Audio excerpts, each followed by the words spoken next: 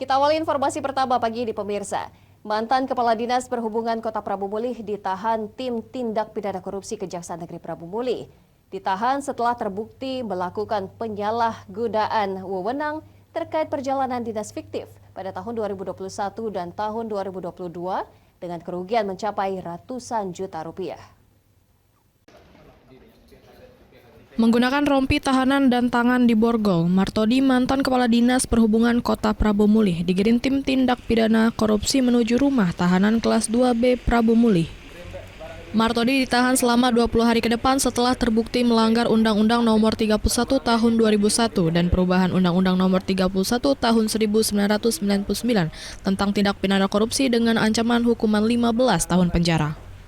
Sebelumnya, tim tindak pidana korupsi Kejaksaan Negeri Prabu Mulih menyita dokumen beserta laptop dan handphone dari kantor serta rumah tersangka.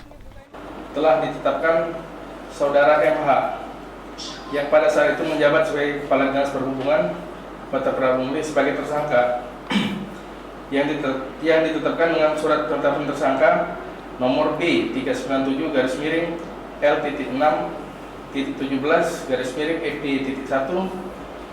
Pengacara tersangka Mardiansyah mengaku saat ini pihaknya tengah menunggu hasil perhitungan total kerugian dari Inspektorat Prabu Mulih dan akan mengembalikan semua kerugian negara tersebut. Sementara masih dihitung oleh tim audit ya saat ini karena proses penghitungan masih berjalan. Mungkin dalam waktu 2 hari ke depan bisa ditentukan. Makanya dari situlah kita masih melakukan upaya-upaya. Mungkin nanti pihak dari tersangka tadi mau mengembalikan secara penuh. Sebelumnya, ratusan pegawai Dinas Perhubungan Kota Prabu Mulih telah dilakukan pemeriksaan dan ditemukan banyak surat perjalanan dinas fiktif pada tahun 2001 dan 2022.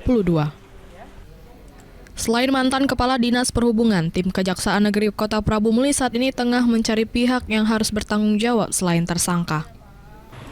Dari Prabu Mulih, Beri Brima, iNews melaporkan.